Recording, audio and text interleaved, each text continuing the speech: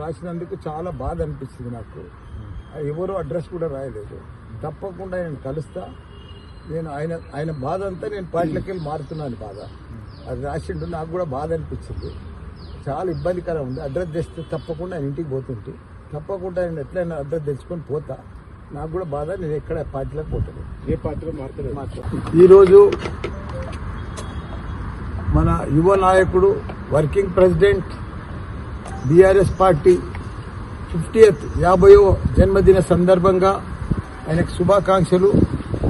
Many happy returns of the day. Happy birthday KTR గారు. ఆయన మంచిగా 125 ఏళ్ళు బతకాలి. సక్సెస్ఫుల్గా మంచిగా పోరాడుతున్నాడు.